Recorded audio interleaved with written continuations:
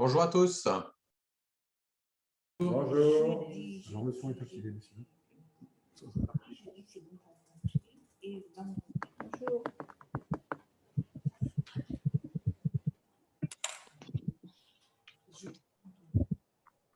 Bonjour à tous. Bonjour. Bonjour. Bonjour.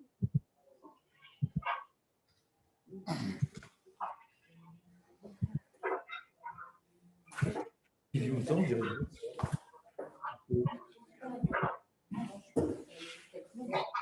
C'est vrai. Bonne sœur aujourd'hui. Oui. Ouais, tu m'as envoyé le lien.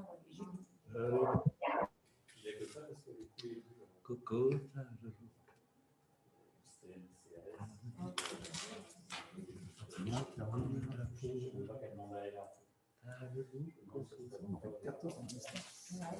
Gâteau à distance. Carré rouge, carré bleu vert. Non, carré jaune.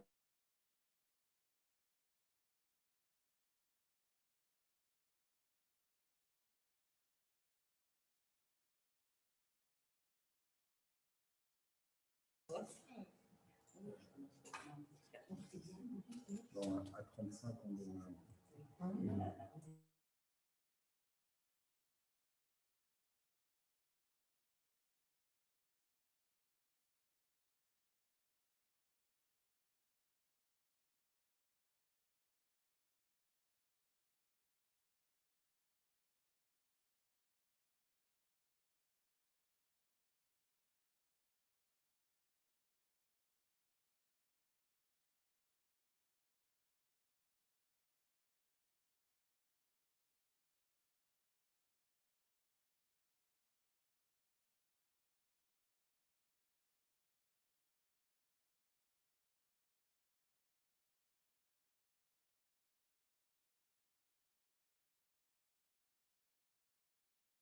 L'opposition, je suis déçu.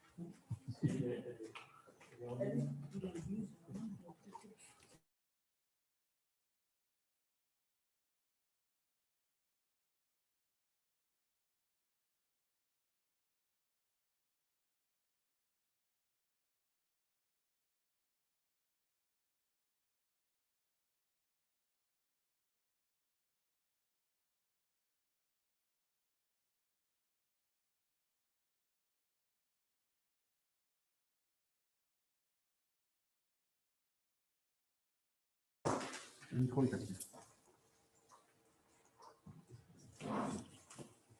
Bien. Il est 18h35. Je vous propose qu'on commence cette nouvelle séance du conseil municipal. Je vais commencer par Pierre Montagnon. Sylvie Liera-Dinalo.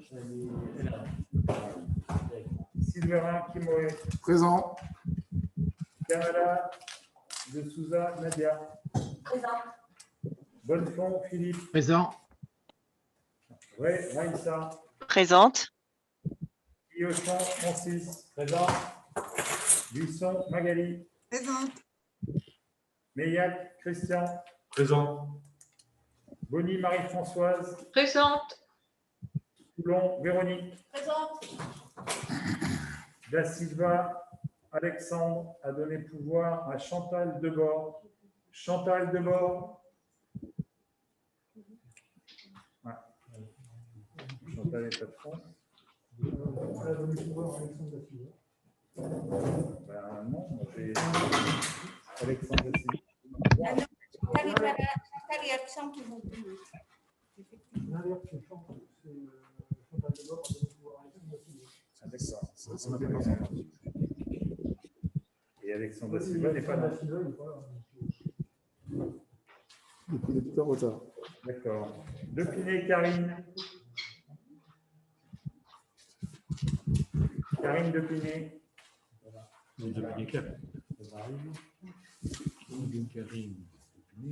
De Matos Otelinda.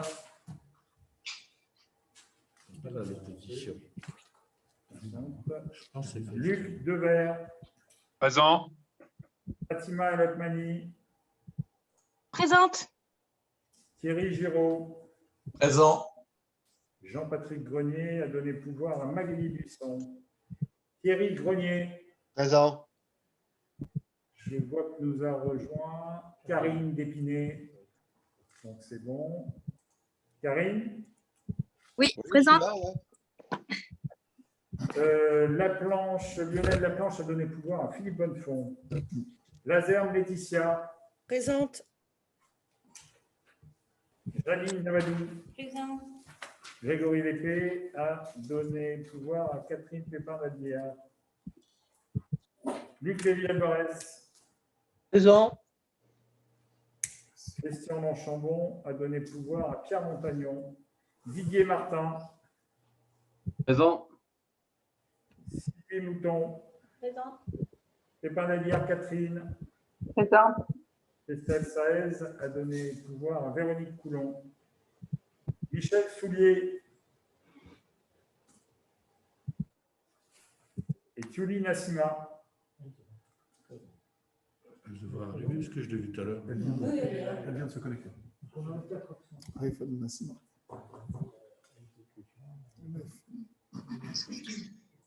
Bonsoir tout le monde.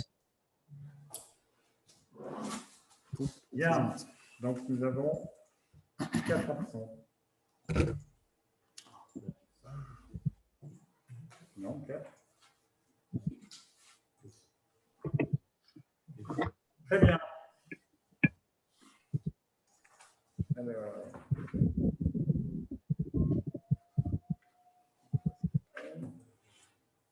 comme secrétaire pour cette séance, je vous propose de désigner Janine Lamadou.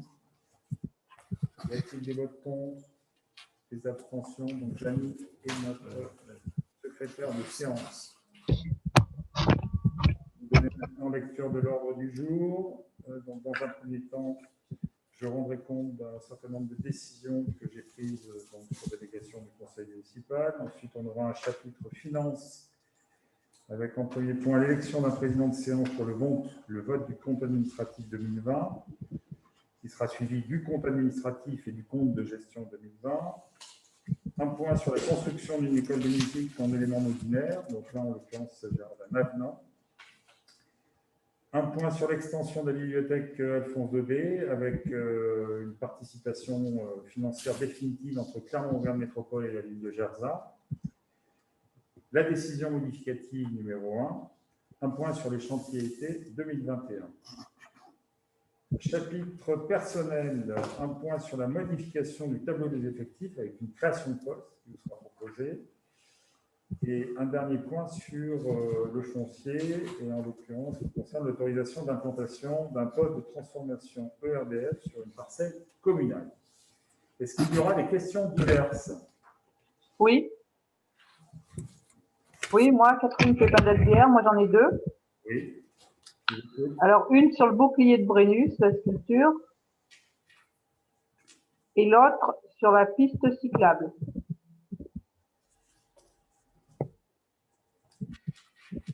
Très bien. Et moi, je ferai un point aussi sur la mobilisation des assesseurs pour les échéances, les prochaines échéances électorales.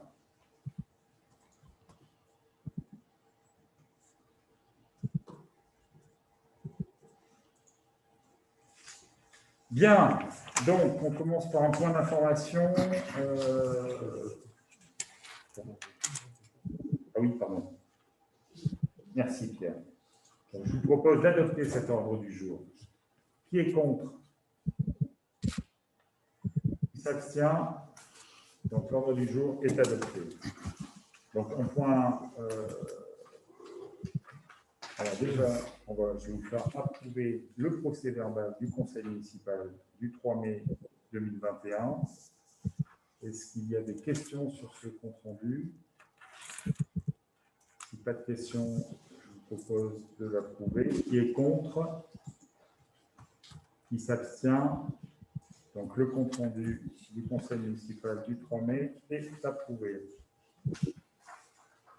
Compte rendu des décisions prises par le maire sur délégation du conseil municipal. Donc, j'ai eu l'occasion de signer dernièrement un bail et 2 concessions d'usage. La signature du bail entre la commune de Jarza et M. Vincent Marin, qui concerne en fait le départ en retraite de Philippe Boile, donc il cède son exploitation à Vincent Marin.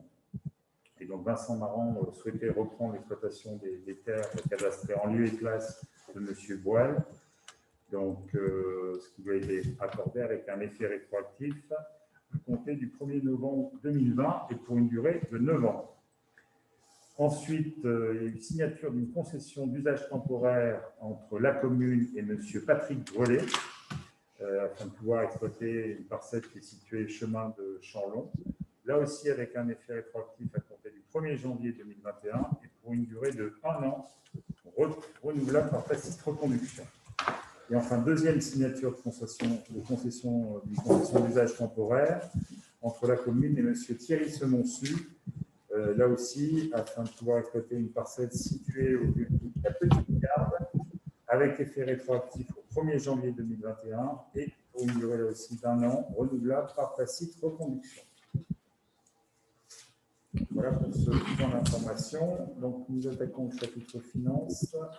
Et pour le premier point, donc, qui concerne l'élection d'un président de séance pour le vote du compte administratif 2020, je vous propose comme candidat au poste de président de séance M. Pierre Montagnon. Y a-t-il des votes contre? Des abstentions? Donc, Pierre est élu président. Bien. Donc, on a l'approbation des comptes de gestion et comptes administratifs 2020 du budget principal. Je passe la parole à Sylvain Clémoret. Merci Pierre pour cette parole.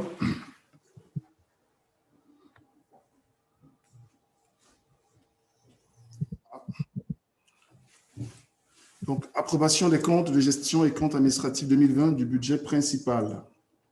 Voilà. Monsieur le maire rappelle que le compte de gestion constitue la reddition des comptes du comptable à l'ordonnateur. Il doit être voté préalablement à l'adoption du compte administratif. Considérant que l'exécution des dépenses et des recettes relatives à l'exercice 2020 a été réalisée par le trésorier de Clermont Métropole et Amande, et que le compte de gestion établi par ce dernier est conforme au compte administratif de la commune. Il est proposé au conseil municipal de bien vouloir approuver le compte de gestion 2020 du percepteur. Vous avez le détail ici. Pour le compte administratif, je vais faire une présentation, donc transparent, montrer le détail, pour un petit peu. Le compte de gestion d'abord. Non, c'est dans la suite. Non, c'est marqué, mais. Ah oui, moi c'est sûr. Si, toi tu veux a priori approuver le compte de gestion, tu dois pas être là. Voilà. Je m'en vais. Oui. Ouais, on va faire tout de suite. Alors, sur l'approbation du compte de gestion, est-ce qu'il y a quelqu'un qui a une observation ou des questions? Il n'y en a pas, je vais passer au vote. Est-ce qu'il y a des votes contre? Est-ce qu'il y a des abstentions? Donc, on a approuvé à l'unanimité le compte de gestion et on va passer au compte administratif.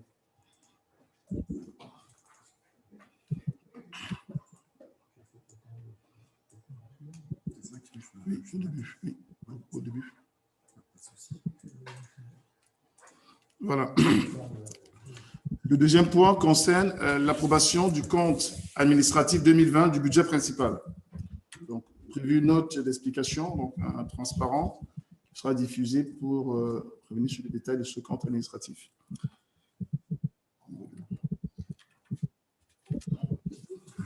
Voilà. Donc, après un bref préambule, je présenterai de façon générale le compte administratif 2020 au niveau des crédits ouverts et des réalisations budgétaires dans les deux sections, à savoir le fonctionnement et l'investissement. Je présenterai les dépenses de façon générale et j'ai détaillé quelques chapitres de ces dépenses. Voilà. Le compte administratif rapproche les prévisions ou autorisations inscrites au budget, des réalisations effectives en dépenses, qu'on appelle mandat, et des recettes qu'on appelle titres. Il présente les résultats comptables de l'exercice et est soumis aujourd'hui pour approbation. Dans un contexte sanitaire difficile causé par la crise sanitaire de Covid-19, nous avons, lors du budget primitif 2020, pris un ensemble de mesures dont les plus importantes étaient la maîtrise de la masse salariale, les rigueurs sur nos crédits de fonctionnement et des différents services. Un effort de 5% avait été demandé. Optimisation des recettes par la recherche systématique des subventions et un recours modéré à l'emprunt. Ces objectifs ont été suivis et atteints par rapport aux prévisions grâce à la rigueur de gestion des services tout au long de l'exercice. L'ensemble de leurs activités est retracé dans le compte administratif ci-après. Les crédits ouverts en 2020 au niveau de la section de fonctionnement des inscriptions budgétaires d'un montant de 9 227 894,33 € en recettes et en dépenses. Ces crédits se composent de 9 117 894 correspondant au budget primitif et il y a eu une décision modificative de 110 000 € correspondant à une décision modificative. Cette décision modificative en section de fonctionnement est constituée principalement de la capitalisation des pénalités des intérêts des emprunts à hauteur de 196 300 € et à l'ajustement de la rémunération des remplaçants, dont des non-titulaires, au SMEJ, à hauteur de 86 000 € à peu près. Le montant des inscriptions budgétaires en section d'investissement s'élève à 4 535 371 € en recettes et en dépenses, avec une décision modificative également portant sur un montant de 196 300 €. Cette décision modificative est principalement constituée par l'achat d'un véhicule électrique de 14 800 € pour le service restauration scolaire, des travaux devenus urgents au niveau de la charpente du préau du groupe scolaire Simone Godard de 13 700 €, du reversement d'une partie de la taxe d'aménagement suite à des annulations, modifications de projets pour certains pétitionnaires, donc 26 000 €, des travaux d'accessibilité de divers bâtiments municipaux, 128 000 €. Toujours dans la section d'investissement, les restes à réaliser 2019 s'établissent à 674 000 € en recettes et 2 114 852 € en dépenses, soit un budget principal 2020 de 13 763 265 en recettes et en dépenses. L'exécution budgétaire, c'est un transparent qui ne touche pas grand-chose, je vais être très rapide. 2020 affiche un total de réalisation en recettes de 96% en recettes, auto-réalisation, et un taux de réalisation en dépenses de 80%. Les restes réalisés à reporter en N+1, donc en année 2021, affichent un montant de 591 000 € en recettes et de 932 000 € en dépenses. Dans la section de fonctionnement, si nous rentrons un petit peu dans les détails de cette section de fonctionnement, comme indiqué dans le transparent précédent, nous avons réalisé en fonctionnement en 2020 des dépenses à hauteur de 8 280 374 € qui se décomposent de façon grossière en 7 555 830 000 € pour des dépenses liées à la gestion courante et de 104 000 € de charges financières. Et il faut rajouter les 616 000 € d'opérations d'ordre de transfert entre sections. On note une baisse de 10% environ par rapport au budget primitif 2020, mais par rapport à l'exécution budgétaire 2019, les dépenses de fonctionnement ont baissé seulement de 5,38%, alors que 2020 était une année fortement impactée par le Covid. Toujours en section de fonctionnement, si on regarde chapitre par chapitre, dans le chapitre relatif aux charges à caractère général, on note une baisse de 21,71% par rapport au BP 2020 et de 23,34% par rapport à l'exécution 2019. La plus grande baisse s'observe au niveau des dépenses liées aux fluides, ce qui concerne l'eau, l'électricité, le gaz et le carburant, de 148 000 euros. Cela s'explique par le fait que certains sites n'ont pas été facturés en 2020 et nous aurons un rattrapage sur 2021. Et une baisse de 61% des frais d'honoraires divers et frais d'actes et contentieux. Ces frais se situent en 2020 à 35 000 euros. Dans le chapitre charges de personnel et frais assimilés, l'exécution 2020 affiche 5 201 166 euros, alors qu'en 2019, on était à 5 96 000 euros, soit une augmentation de 2%. Pour les crédits alloués aux rémunérations et indemnités des agents, nous réalisons un montant de 3 578 301 €, soit une baisse de 2,5%. C'est la raison pour laquelle les cotisations diverses CNPF, CDG et URSSAF retraite affichent un montant en baisse de 5,43%. Pour les dépenses de fonctionnement, dans le chapitre « Autres charges de gestion courante », donc nous observons entre les deux exécutions une différence de 137 202 €, soit 16% de différence. Cela s'observe au niveau des subventions d'associations, réalisées à 140 427 €, budgétées à 192 000 €. Donc, on a une baisse dans cette exécution. Donc, les dotations du CCAS passent de 330 000 € à 300 000 €, donc une baisse de 30 000 € qui était prévue. Cela est le fruit, pour le CCAS, il faut expliquer, cela est le fruit d'une rationalisation des dépenses sociales. Il faut préciser que cette baisse s'effectue à environnement de prestations constant. Donc, on ne baisse pas le niveau de prestations. Et de plus, le montant exécuté pour les impôts fonciers liés au portage SMAF, reversement d'une partie de la taxe d'électricité, a fortement baissé, en baisse de 68% par rapport au BP 2020. Voilà. En recettes de fonctionnement, en ce qui concerne les recettes, elles s'établissent à 9 356 395,87 €. Elles sont en augmentation de 1,39% par rapport au BP 2020, mais en baisse de 8,74% par rapport à l'exécution 2019. En plus du chapitre 013, atténuation des charges, correspondant au remboursement des charges de personnel lors des absences pour raison de santé, pour un montant de 101 000 € en hausse de 20% par rapport au BP, est réalisé en hausse de 14,39% par rapport au CA à l'exécution 2019. Les produits exceptionnels du chapitre 77 affichent un montant de 169 000 € en hausse de 16,55%, essentiellement dû aux produits des cessions immobilières réalisées en 2020. Toujours concernant les recettes de fonctionnement, le chapitre 70 des produits des services est en hausse de 9% par rapport au BP, en baisse de 28 000 € environ par rapport à l'exécution 2019, donc moins 2%.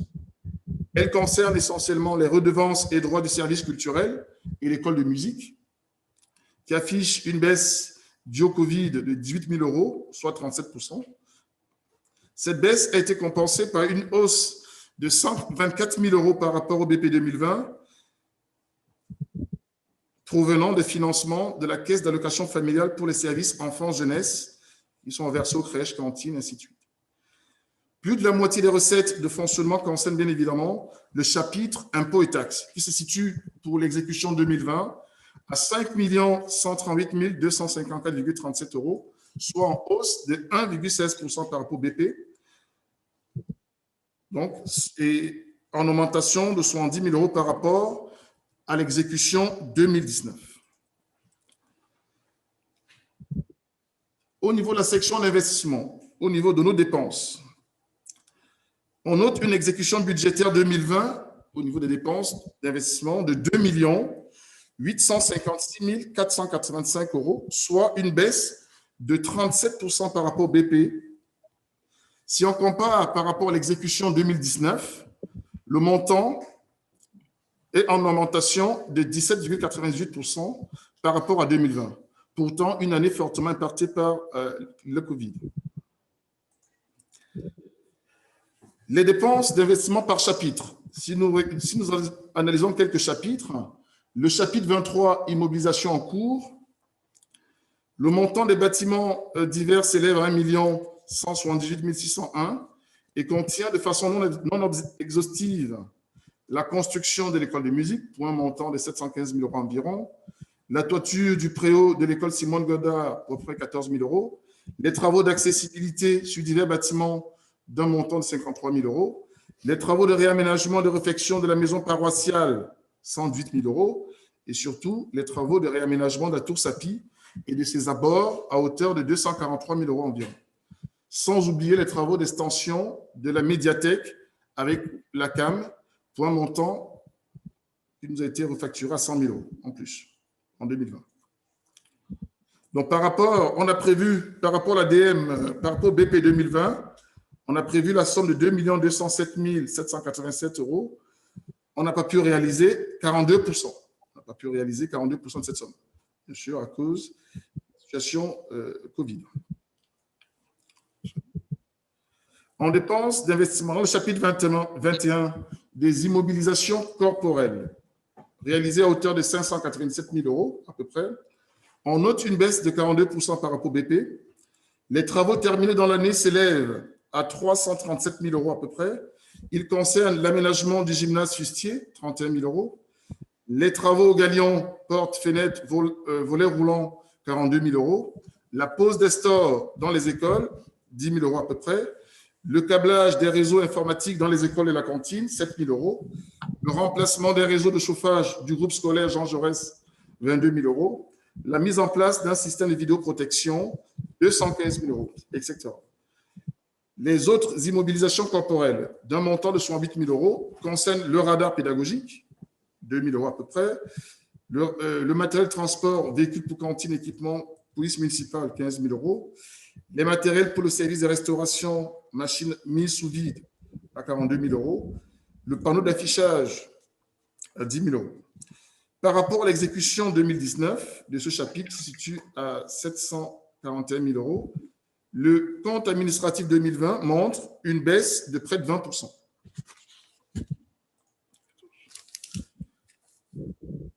Dans le chapitre 204 concernant les subventions d'équipement versées, qui se situe à 154 000 € à peu près, soit 5,92% par rapport à l'exécution 2019, et l'attribution de compensation d'investissement versée à la CAM, négociée lors du transfert de la compétence voirie, est toujours de 111 344 €, elle reste fixe.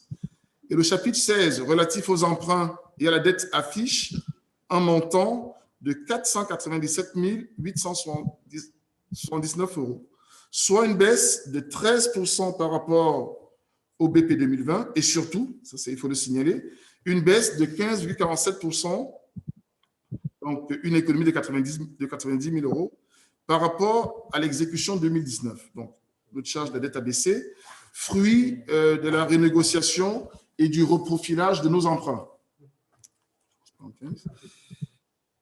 Les recettes d'investissement baissent de 14,6% et se situent à 3 873 000 425 €, soit en valeur,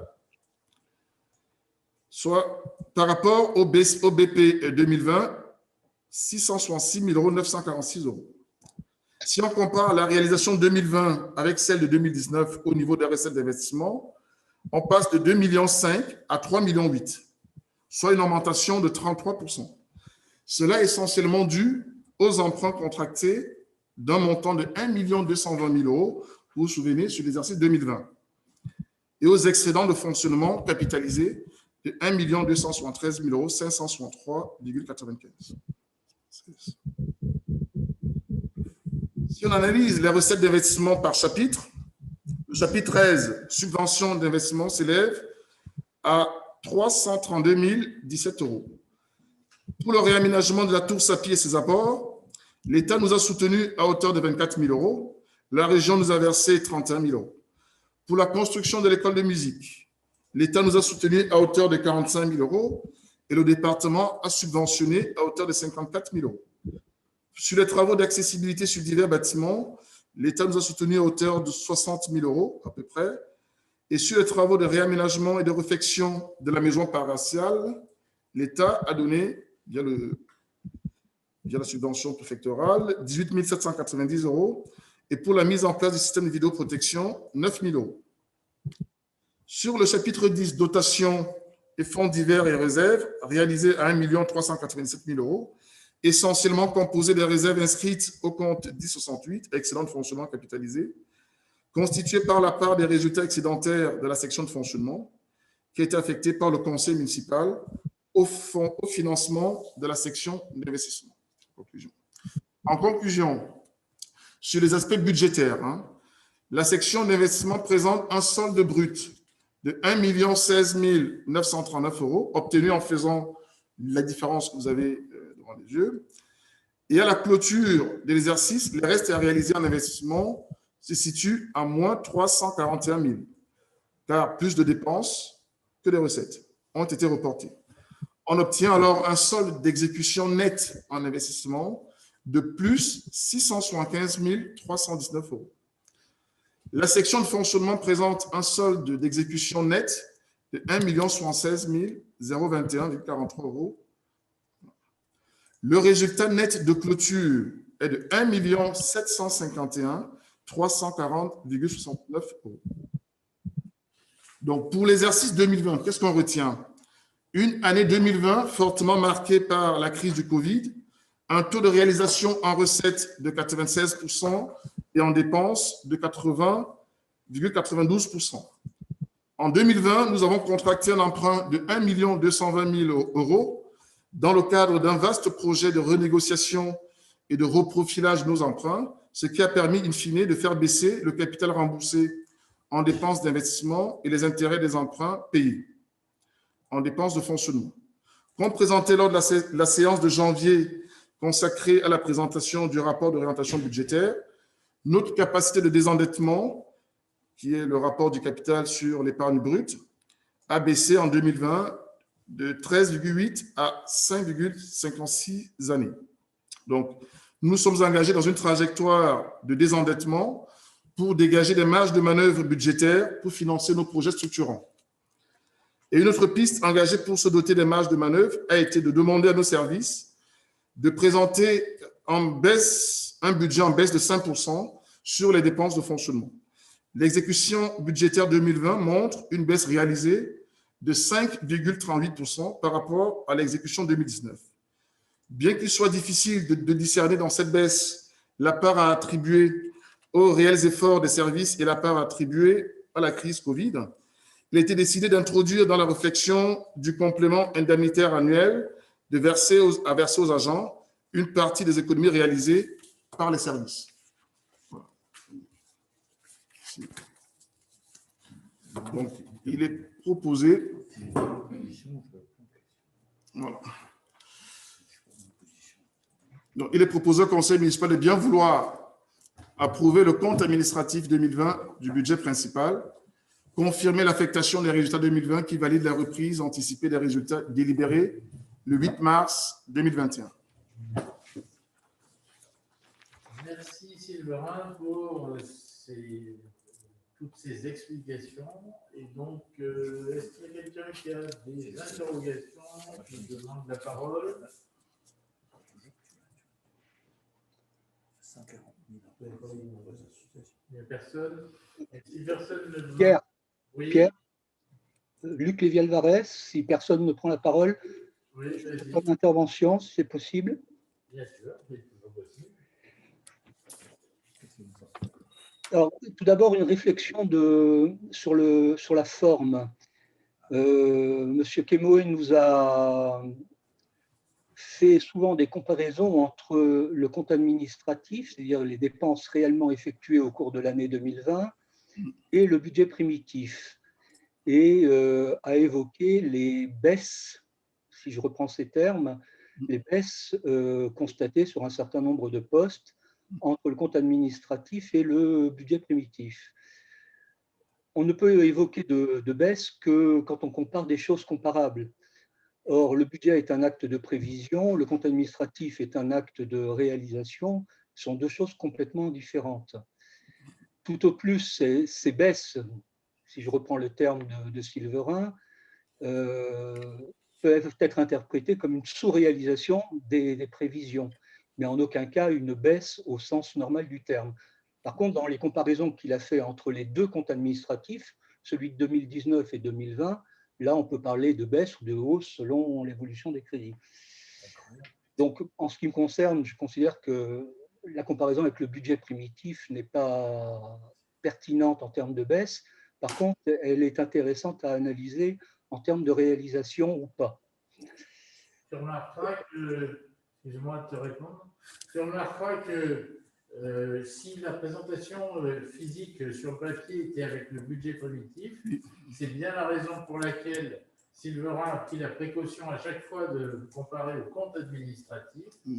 Et comme tu dirais toi-même, quant à savoir si c'est une vraie baisse entre le budget primitif et le compte administratif, si on compare les deux, il faudra bien sûr attendre la réalisation. Mais l'objectif est bien une baisse malgré tout, mais pour le moment, on ne peut pas dire que c'est une baisse entre le budget primitif et le compte administratif. Mais pour le compte administratif, c'est pour ça que Sylverin a fait cette présentation dont je le remercie, où il a toujours comparé compte administratif de l'année dernière et de l'année d'avant.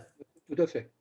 Et je pense que c'est là où il y a l'intérêt. Bon, cela étant, Pierre, je t'entends assez mal. Tu es très, très loin. Je ne sais pas si c'est le cas pour les autres collègues, mais j'entends assez mal ce que tu dis. Alors, moi, je voudrais évoquer la question de l'investissement. Le budget d'investissement, j'arrondis aux milliers d'euros, était de 4 535 000 euros en 2020. Sur ces 4 535 000, on avait 674 000 de restes à réaliser de 2019. Donc, le budget réel des opérations 2020, ça représente 3 861 000 euros. Sur ces 3 861 000, on apprend donc, on a dépensé 2 856 000 euros, auxquels il conviendrait de retrancher les 674 000 de restes à réaliser qui, eux, étaient des dépenses déjà engagées et prêtes à être mandatées. Donc, en fait, les dépenses réelles de 2020 se sont élevées à 2 182 000. Et c'est là où je ne comprends pas le taux de 80% de réalisation qu'évoquait Sylverin, parce que moi, si je fais 3 861 000 moins 2 182 000, on a un budget non dépensé d'1 679 000. Là-dessus, on a 933 000 euros de reste à réaliser 2020. Donc, il disparaît en fait du budget 2020, 1 679 000 moins 933 000, il disparaît 746 000 euros. Ces 746 000 euros, moi, c'est ce que j'appelle de la surbudgétisation. C'est une question qu'on avait déjà évoquée à l'époque. Et ça représente bien 20%. Donc ça, c'est le premier problème.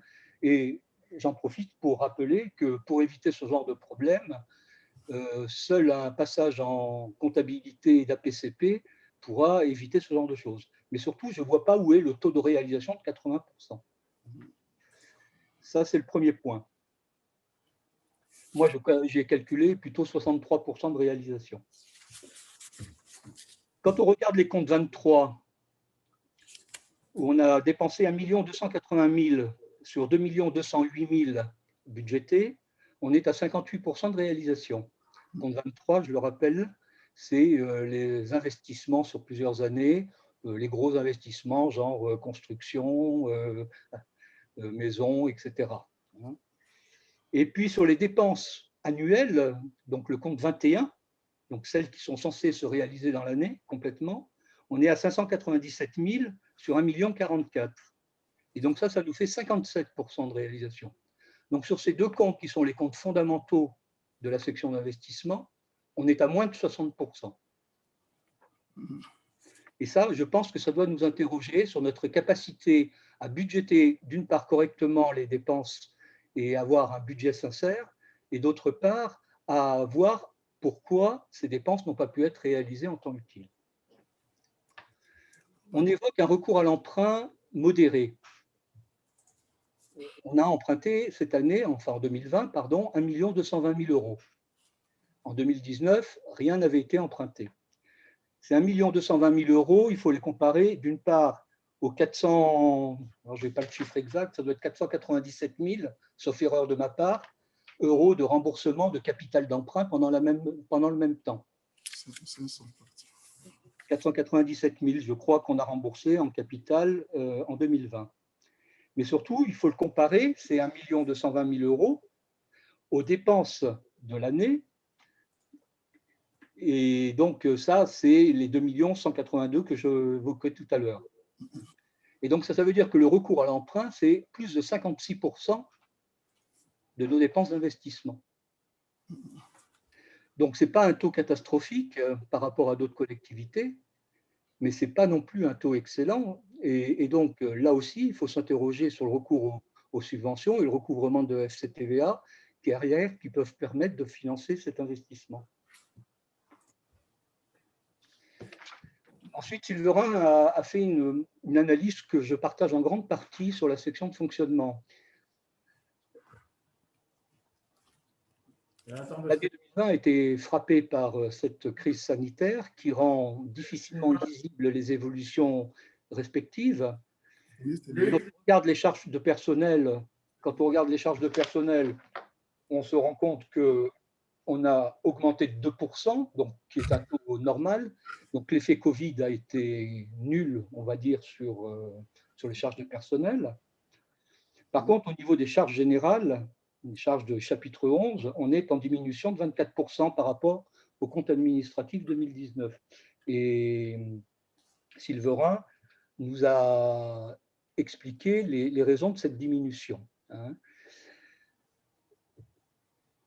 Ce taux, il peut paraître important, ce taux de diminution. Pour savoir si réellement il est dû à l'effet Covid ou si c'est vraiment des efforts faits par les services ou par la municipalité en général sur nos dépenses de fonctionnement, il faut analyser les postes les uns après les autres.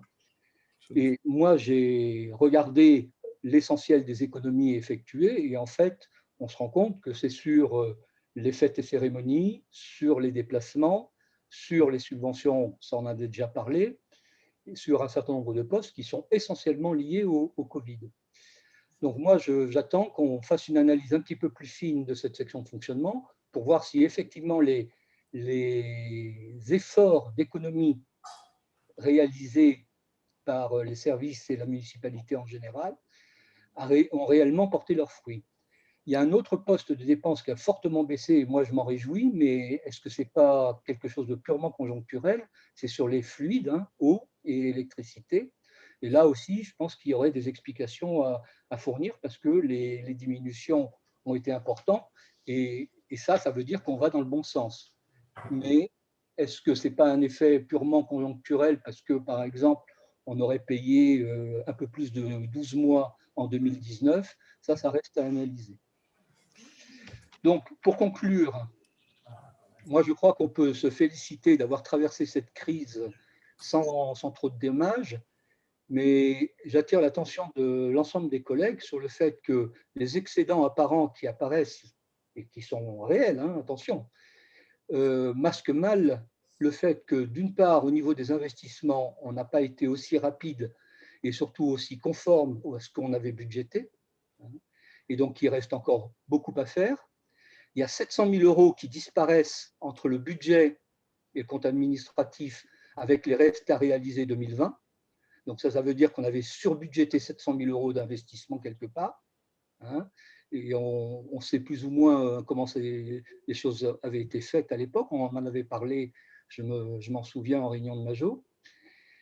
Et que donc la situation nous permet de mieux respirer aujourd'hui, avec un excédent important, mais pour 2022, il va falloir mettre les bouchées doubles parce qu'un certain nombre d'investissements n'ont pas été réalisés, et ça, c'est ce qu'attendent nos concitoyens.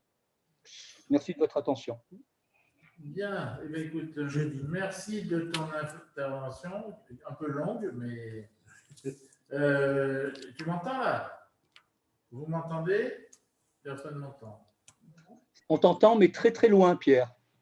Apparemment, j'ai le micro. Moi, je t'entends bien. On t'entend Oui, bien. j'entends. Donc, je disais que ton intervention a été un peu longue, mais très détaillée. On en retient une chose qu'on savait déjà, que quand il y a le Covid, il y a des choses qui ne se font pas, qu'on fait des économies forcées, qu'on a des dépenses qui ne sont pas prévues et que les dépenses d'investissement, on aurait aimé faire plus d'investissements, mais qu'on ne pouvait pas les faire. Les efforts sur le budget général ont été demandés surtout en 2021 et donc on espère que lorsqu'on vous présentera le compte administratif 2021, on pourra vous démontrer que ces efforts ont été couronnés de succès grâce aux efforts de chacun. Voilà, bon, moi je ne veux pas aller plus loin et cette remarque n'appelle pas de réponse. Par contre, je ne sais pas si Sylvain veut intervenir avant que je passe au vote, puisque le maire est en train de s'ennuyer dans le couloir, mais il peut, il a 5 minutes. Merci Luc pour ton intervention qui était un ensemble de remarques que je souscris sur certains points et non bien sûr sur d'autres. Quand je parlais du taux de réalisation, on n'a peut-être pas compris, je parlais du taux global en fait, taux de réalisation global, c'est-à-dire que j'avais vu dans ce taux de réalisation à la fois la section de fonctionnement et d'investissement. Je l'ai pris en global. Et si effectivement on distingue d'un côté le taux de réalisation en investissement et en fonctionnement, on n'a pas les chiffres qui sont annoncés.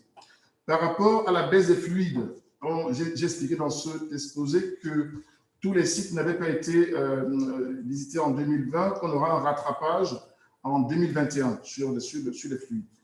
Et voilà globalement ce que je peux dire. Voilà. Merci. Et pour la question concernant les APCP, qui était une question sur laquelle nous avons discuté en réunion de majorité, ce n'est peut-être pas le lieu ici en conseil municipal d'y revenir, mais nous avions identifié que c'était une piste qui nous permettait de structurer éventuellement de façon pluriannuelle notre budget sur un ensemble d'investissements et que cette solution n'avait pas pour l'instant été retenue parce que, premièrement, nos services n'étaient pas en capacité de la mettre en œuvre et également l'aspect logiciel. Mais c'est une piste de réflexion qui va être ouverte dans les prochains mois. Merci, Luc. Je passe la parole. Bien. Alors, toutes ces remarques ayant été faites, on va peut-être passer au vote. Donc, y a-t-il des abstentions sur cette approbation du compte administratif et sur l'affectation des résultats 2020 tels que prévus dans la reprise anticipée des crédits au niveau du budget primitif? Il n'y a pas d'abstention? Y a-t-il des votes contre? Je n'en vois pas, donc cette délibération est adoptée à l'unanimité. Je vous remercie. Et on peut faire rentrer le maire. Allez.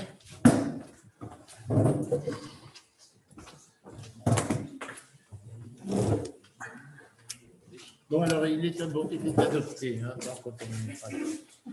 on peut continuer. Très bien. Bien. Donc, le point numéro 3 concernant ce chapitre finance concerne un avenant en lien avec la construction de notre école de musique. Et pour ce faire, je vais passer la parole à monsieur Christian Meyer. Monsieur le maire rappelle les marchés des travaux notifiés le 3 décembre 2019 pour l'opération de construction d'une école de musique en éléments modulaires pour un montant de 631 666,48 € hors taxes. Par délibération du 12 avril 2021, le conseil municipal a autorisé la signature d'un nouveau marché pour le lot 5, le marché avec Bâti-Pro Finition ayant été résilié.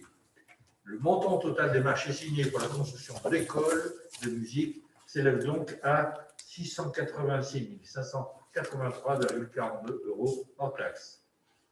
Il présente les avenants à intervenir avec les entreprises suivantes qui traduisent une augmentation de 13 635 et portent ainsi le montant total des marchés de travaux à, alors là, il y a une erreur, ce n'est pas 700 210,42, mais 703 410,45 parce qu'a été omis le précédent avenant de 3 000 €. Donc, on le verra plus tard. Donc, récapitulatif des avenants à régulariser. Il y en a deux. L'un concernant le gros œuvre bâtiment à Clemco, donc d'un montant de 350 € pour une prolongation de mise à disposition du coffret électrique de chantier, comme le chantier a duré un peu plus longtemps, va durer un peu plus longtemps. Et sur l'aménagement intérieur et valet de finition, donc de 13 285 € pour fourniture et poste de solde souple. Alors, récapitulatif de l'opération, donc le fameux 3192,03 qui n'était pas dans l'addition précédente, et le montant total des avenants à régulariser, 13 635, voilà. Et l'impact des avenants sur le montant total de l'opération, c'est 2,45. Donc, un montant actualisé de l'opération hors taxe de 703 410,45. Vu les éléments exposés ci-dessus, il est proposé au conseil municipal de vouloir autoriser M. le maire à signer les avenants présentés ci-dessus. Bien, merci Christian. Y a-t-il des questions sur cette délibération? Pas de questions, donc je mets au vote. Qui est contre? Qui s'abstient? Donc la délibération est adoptée. Et le rapport suivant, Christian garde la parole, puisque le rapport concerne la participation financière de la ville de Jarza au projet, et donc une somme qui doit être versée. J'aurais préféré que ce soit l'inverse, mais malheureusement...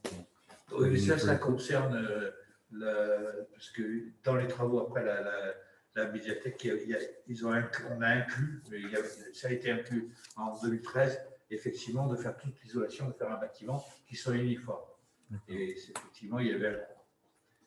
Et on paye au fur et à mesure. Par délibération, en date du 27 juin 2013, le conseil municipal a approuvé le principe d'une comaîtrise d'ouvrage entre la ville et Clermont-Auvergne Métropole pour extension de la bibliothèque Alphonse Daudet et la rénovation communale du bâtiment.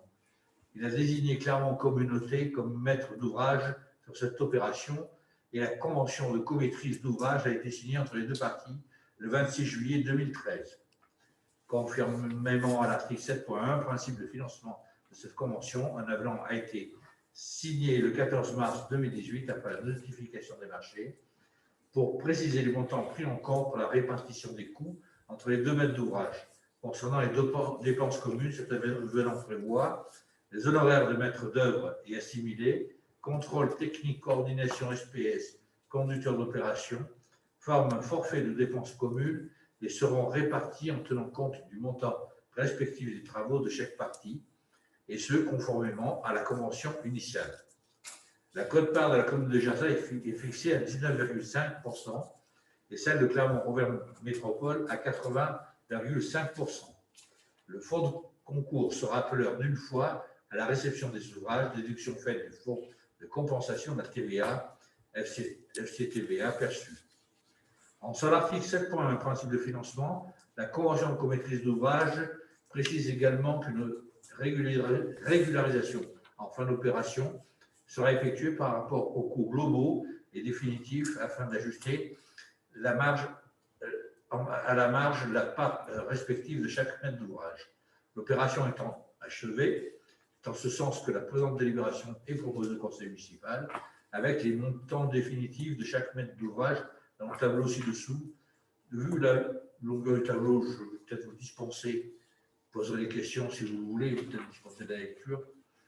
Compte tenu des éléments exposés ci-dessus, il est proposé au conseil municipal de bien vouloir approuver le bilan financier définitif de l'opération d'extension et de rénovation de la médiathèque, Alphonse Daudet, autoriser le président de Clermont-Auvergne Métropole à solliciter le solde de la participation financière de la commune, autoriser M. le maire, son représentant, à signer tout document nécessaire à l'exécution de la présente délibération.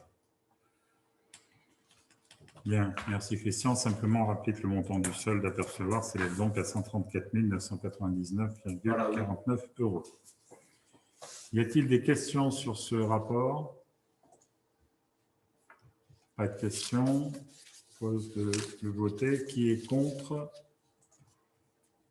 Qui s'abstient? Donc, le rapport est adopté. Concernant le point suivant, à savoir la décision modificative numéro 1, je redonne la parole à Sylvain Kemoé. Merci. Décision modificative numéro 1 du budget principal. Pour faire suite aux besoins intervenus au cours du premier semestre 2021, il est demandé au conseil municipal de bien vouloir accepter les modifications de crédit suivantes. En fonctionnement, au niveau des dépenses, il faut rajouter 15 000 € sur l'attribution de compensation pour version à la CAN, parce qu'on a oublié de le faire au mois. En fait, on n'a pas reçu le titre au mois de mai. Pour la fourniture d'entretien, 3 000 €, également omis dans le budget principal 2021. Donc, nous avons donc baissé de 3 000 € de fourniture d'entretien également, le montant des dépenses à nouveau pour fourniture d'entretien. Donc, 2 500 € produits d'entretien pour la crèche supplémentaire. Notre participation au conseil syndical des Prado, 1 000 € supplémentaires à inscrire. Nous avons baissé de 1 000 € les sommes diverses. Nous avons également baissé de 9 400 € la section concernant les dépenses imprévues, ce qui apporte en section de fonctionnement à rajouter un total de 8 100 € comme décision modificative. En recette, toujours dans cette même section de fonctionnement, nous avons des revenus des immeubles gérés par le PSMAF de 8 100 € qui compensent totalement ces dépenses de fonctionnement. Dans la section d'investissement, il y a beaucoup plus d'éléments. Donc, les dépenses au total d'investissement se situent à 486 000 €. La taxe d'aménagement s'appliquant à toutes les opérations soumises à autorisation d'urbanisme, nous avons un trop perçu de 4 400 € que nous devons inscrire. Également, dans le chapitre des immobilisations corporelles, effectuer une dépense de 4 500 € pour faire installer des blocs de béton pour empêcher le passage des voitures dans les chemins ruraux. Et de plus, nous avons changé la pompe d'arrosage à la luminerie pour un montant de 4 300 € pour cause de casse. Ces dépenses n'étaient pas prévues dans le BP 2021. En ce qui concerne le projet de micro-forêt, nous sommes dans l'obligation de baisser de 10 000 € l'enveloppe consacrée aux plantations d'arbres et d'arbustes. Cette baisse, il faut un petit peu expliquer, peut paraître paradoxale par rapport à notre volonté de travailler sur la transition écologique, mais il faut savoir que lors du conseil du 3 mai dernier, une initiative portée par Philippe pour faire classer notre ville comme territoire engagé pour la nature va ouvrir notre ville à des dispositifs de subvention nouveaux, tels que l'ADREAL, l'Office français de la biodiversité, le conseil départemental et le conseil régional. Voilà, toujours lors du CM du 12 avril 2021, nous avons délibéré sur les demandes de subvention des 3 groupes scolaires. Et pour moderniser nos 3 groupes scolaires en déployant des écrans numériques intégrés. Pour cela, nous avons besoin d'une rallonge de 10 000 € pour le matériel informatique et les matériels de bureau. Donc, nous avons également diverses dépenses liées au mobilier, chaises, réfectoires, groupes scolaires, jeux de ferry, couchettes, osmèges. Pour le projet de vidéoprotection, il reste à débloquer la somme de 5 400 € pour finaliser le paiement des 254 000 € sur ce projet de vidéoprotection. Voilà. Dans le gymnase Fustier, donc, nous avons reçu un devis de 20 500 €, et alors dans le BP 2021, nous avions prévu 15 000 €, donc il faut une rallonge de 5 500 € qui apparaît pour le projet 8 du Fustier. Suite au vandalisme au gymnase Couchard, nous avons remplacé le matériel endommagé à hauteur de 4 500 €, voilà. Ce qui n'était pas bien sûr prévu dans le BP 2021. Le dossier école de musique demande un complément de 35 000 €, ce qui vous a été présenté par Christian. Voilà. Il faut rappeler bien sûr que sur le projet école de musique, nous avons reçu une subvention de 45% par rapport sur le total de 947 000 € engagés. Pour l'éclairage de la tour Sapin, une rallonge de 17 500 € est nécessaire sur un projet d'opération totale, à titre de rappel, de 331 000 € à peu près. Les travaux au niveau du gymnase Couchard, 11 400 €. Un complément de 23 000 € pour les aires de jeu au parc de la Trelle. Donc, en ce moment, il faut également rappeler qu'une demande de subvention a été déposée et nous sommes en attente des réponses sur ce financement supplémentaire. Nous avons donc installé des caméras pièges pour un montant de 1 100 €. Des travaux sur les bâtiments divers réalisés par les agents municipaux. Donc, ce sont des opérations d'ordre 5 640 €. Également, il faut expliquer rapidement l'opération d'ordre de 450 000 500 €. Ces opérations d'ordre viennent du fait que nous avons mis sur des comptes qui n'étaient pas soumises au FCTVA un ensemble de dépenses que nous avons transférées, je pense, des dépenses qui vont être soumises à partir on peut récupérer de la TVA sur ces dépenses en 2022. Donc, il s'agit de l'extension de la bibliothèque, donc, sur lequel on va récupérer la TVA. On a payé 215 000 € en 2019, 100 000 € en 2020 et 135 000 € en 2021. Toutes ces opérations de 450 000 sont des opérations d'ordre pour les replacer dans le bon compte, pour qu'elles soient soumises à la TVA et qu'on puisse les récupérer en 2022. Ces dépenses d'investissement sont équilibrées par des recettes en somme d'investissement, avec une subvention région de 30 000 € sur la vidéoprotection et bien sûr l'opération des frais d'études de 5 640 € et son pendant 450 500 € en termes d'opération d'ordre pour équilibrer la section d'investissement. Voilà. Bien, merci. Y a-t-il des questions sur ces projets de décision modificative? Pas de questions, pas de demande d'intervention. Donc, je mets aux voix. Qui est contre? Qui s'abstient? Donc, cette décision modificative est adoptée. Le rapport, la délibération numéro 6 concerne les chantiers d'été 2021 et je vais donner la parole à Nadia Kamala de Souza. Durant de nombreuses années, dans le cadre du dispositif politique de la ville, un chantier été jeune était organisé sur la commune. Suite au passage en communauté urbaine, le dispositif n'a pas été poursuivi par Clermont-Auvergne Métropole. Il est proposé de remettre en place ce dispositif. Il sera porté par la courte échelle en partenariat avec la commune, Clermont-Auvergne Métropole et le conseil départemental. L'association gérera l'embauche d'un encadrant et de 16 jeunes âgés de 17 à 20 ans, à raison de 2 semaines chacun, en coordination avec les services municipaux. Ils participeront notamment à la réhabilitation de bâtiments communaux du 5 juillet au 27 août 2021. Les modalités de coopération sont définies dans la convention jointe en annexe.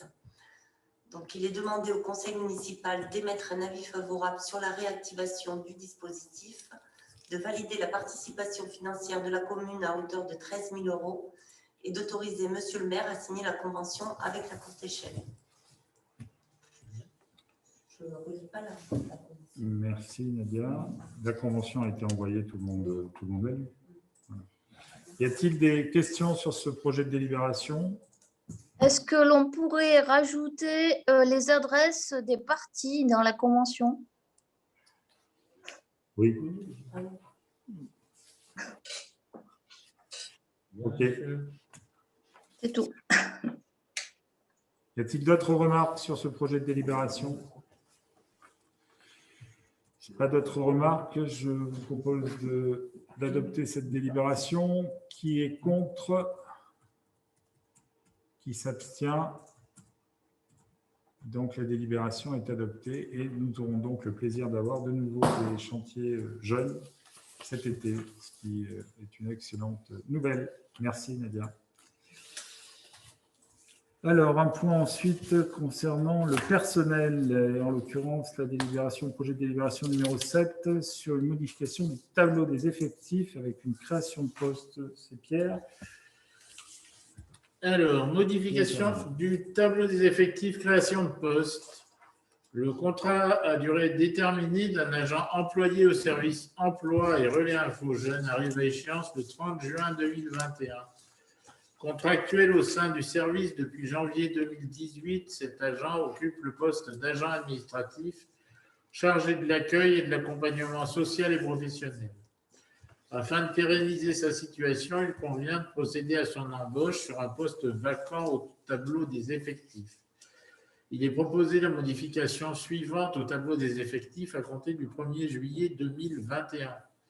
Création d'un poste d'adjoint administratif à temps non complet pour 20 heures hebdomadaires. Suppression d'un poste d'adjoint administratif à temps complet.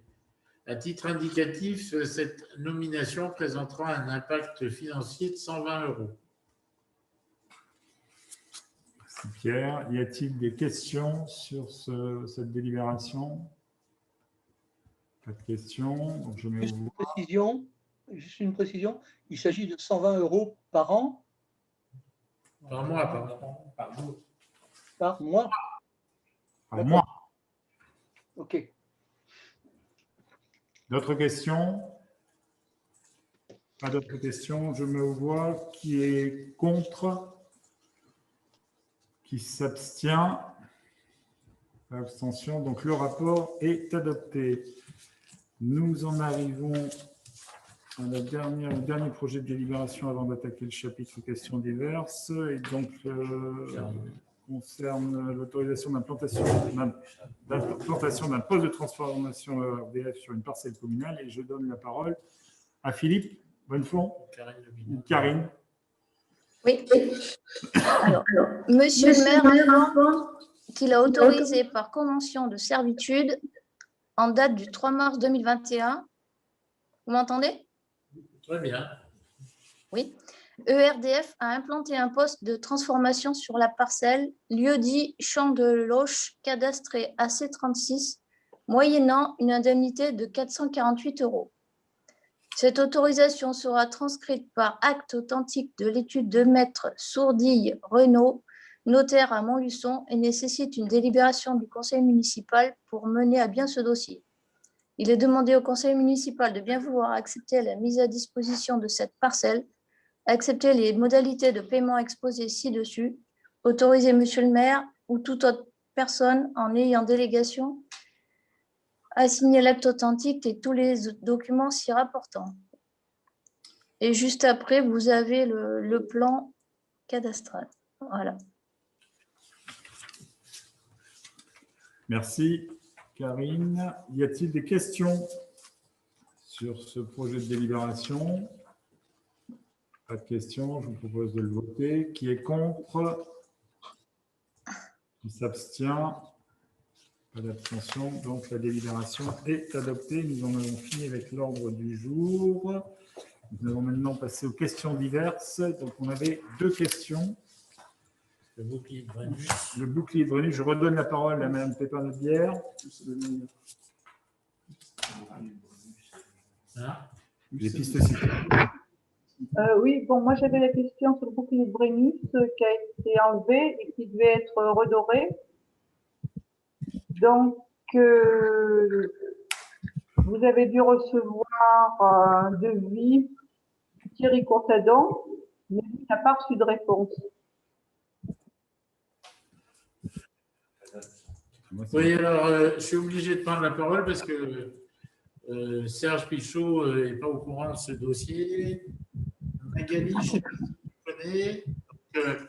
Il y avait sur un rond-point un bouclier de Brennus qui avait été sculpté à l'occasion de la première victoire de l'ASM et du passage de l'équipe de l'ASM à Gerva. Suite à un accident de la route, il avait été cassé et enlevé pour être réparé. Ça a été compliqué. Il y a eu de nombreuses complications parce que la première, enfin déjà dès le départ, on avait fait cette réplique sans avoir beaucoup d'autorisation, je crois. Et donc, je ne sais pas où on en est dans le devis. Peut-être qu'il a été proposé. Là, on va chercher, on va donner la suite qu'il faut, mais il me semble qu'il n'était pas prévu qu'il soit redoré. Hein. On avait refusé. Le fait, enfin, l'équipe du mandat précédent avait renoncé à le faire redorer compte tenu du coût supplémentaire. Et on avait dit que D'accord. doré, ça suffirait. Voilà, que la peinture dorée pour 8 000 €, enfin, la peinture dorée ferait bien la même chose que de l'or réel à 8 000 €. Voilà. Mais s'il y a quelque chose à vérifier, ben, on va le faire entre les dossiers qui sont en mairie puis Magali, on va bien y arriver. Voilà. Merci d'avoir attiré notre attention là-dessus. Ouais. On a un devis là qui a été fait, qui est dans les tuyaux. On l'avait refusé, c'était. Et donc c'est Thierry Courtadon le. Et on était à des montants. Mais c'était surtout doré à la fin. Bon, ok. Peut-être peinture dorée à la place. Ouais, ça suffit. Ouais. Très bien. Ok. Est-ce que cela répond à votre question? Donc. Oui, oui, moi c'était une question de Michel Gann, donc de la poste. Hein, bon, voilà, la réponse me convient. Et j'ai une autre question, c'est pour la bande cyclable. Serait-il possible que la police municipale intervienne pour interdire le stationnement sur la piste cyclable? Vous avez une idée précise de l'endroit où… Ah oui, devant chez moi, parce qu'il est impossible de rentrer, tout le monde stationne. Alors d'autres personnes un peu plus loin m'ont aussi demandé, il y aurait aussi une moto qui resterait. Ça, moi, ça ne me dérange pas. On est sur quelle rue Jules Guesde. Et certains se plaignent aussi d'une pub pour le bar, qui est sur la piste cyclable, avec les menus affichés, enfin voilà. Très bien. Moi, c'est le stationnement. On va faire remonter ça à notre police municipale. Très bien. OK. Voilà, merci. Bien. Donc, nous… Oui, un point concernant les… La question sur les indemnités de nuit des agents municipaux, sur l'évaluation. Poser la question. Donc, effectivement, c'est une réponse qu'on devait apporter, exact. Oui, Sylvain, donc. Oui, j'ai la réponse. Tu as la réponse. Oui, mais sauf que les gens qui avaient posé la question ne sont pas là aujourd'hui. Ils ne sont pas là. On le fera la prochaine fois. Hein? OK. Oui, moi, je souhaitais faire un point sur la mobilisation des assesseurs à l'occasion des élections des 20 et 27 juin prochains. Donc, Xavier a fait un petit tableau récapitulatif qui fait apparaître qu'on a 112 créneaux à pourvoir sur les 2 tours et qu'à ce jour, il nous reste encore 63 créneaux à pourvoir.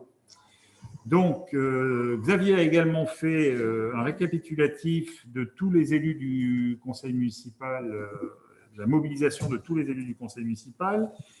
Il s'avère qu'à ce jour, il y a un certain nombre de conseillers municipaux qui ne se sont positionnés sur aucune des 2 dates. Alors malheureusement, ils ne sont pas là aujourd'hui, mais je pense qu'on va attirer leur attention sur les faits que ça a un peu un caractère obligatoire, d'autant que Xavier m'a fait passer un extrait d'un petit article paru dans Maire Info qui précise que si le maire leur demande, les conseillers municipaux n'ont donc pas le droit de refuser cette fonction sans excuse valable. Ce refus peut être sanctionné d'une démission d'office par le tribunal administratif. Donc, on va éviter d'en arriver là, mais je pense que je vais rappeler effectivement tous nos élus à leur sens des responsabilités. Voilà. D'autre part, alors il y a effectivement, s'agissant des autres élus, il y en a un certain nombre qui se sont positionnés uniquement sur le premier tour ou sur le deuxième tour. Ce qui serait bien, si vous le pouvez, c'est de faire un effort pour vous positionner systématiquement sur les 2 dates du 20 et du 27 juin. On a également fait une relance auprès de l'ensemble de nos présidents et présidentes d'associations en fin de semaine dernière. Je pense qu'on va compléter la relance qui a été faite par mail, peut-être de quelques coups de fil, parce qu'il faut impérativement qu'on trouve une solution. Sinon, ça veut dire que pour les gens qui ont fait l'effort de se positionner, ça va être la double peine parce qu'ils vont être obligés de rester à minima 2 fois plus longtemps. Ce n'est pas le but du jeu. Donc voilà. Donc, mais je pense qu'on va appeler aussi ceux d'entre vous qui ne se sont positionnés que sur une journée pour voir si effectivement vous avez la possibilité d'être présent sur les 2 tours. Et puis, dernière chose, je pense qu'on peut aussi mobiliser dans notre entourage nos proches Moi, je vais embaucher mon épouse, voilà, donc, voir éventuellement mes enfants. Mais voilà, si tout le monde y met un peu du sien, je pense qu'on va arriver à pouvoir tous les créneaux manquants et ce serait bien qu'on puisse le faire. Voilà. Donc, merci d'avance de vous mobiliser un peu plus pour ceux qui le sont déjà et à ceux qui ne sont pas là, mais à qui on va le rappeler, de se mobiliser tout court. Voilà. Est-ce que vous avez des questions sur… Oui, je voudrais rajouter juste une petite chose. Là, en allant m'inscrire, on m'a dit qu'en fait, il y aurait une visière en plus du masque qu'on porterait et en plus donc du gel. Donc, ça serait peut-être bien de le redire aussi pour ceux qui ont peut-être peur du virus. Alors, sachant que la visière, a priori, n'est pas obligatoire. Mais il y en a. Alors, Voilà, il y en a. elles sont livrées en kit, donc il faudra monter sa visière. Voilà. Bon, ceci dit, C'est pas compliqué. Non. Voilà. On aura même des autotests. Et Xavier me précise que nous aurons même des autotests à disposition. Donc, de quoi, des visières, des masques, des autotests, de quoi passer un super moment. Et de faire de super photos. Voilà. Pour la postérité. Oui. Bien. Est-ce qu'il y a d'autres questions? Donc, mobilisez-vous pour les 20 et 27 juin. Bien, s'il n'y a pas d'autres questions, je vous propose qu'on en reste là pour aujourd'hui et je vais donc lever la séance. Je vous remercie toutes et tous et je vous dis le 12 juillet, le prochain conseil municipal. Voilà. Bonne soirée à toutes et tous. À bientôt. Bonne soirée. Bonne soirée. Bonsoir. Bonsoir à tous.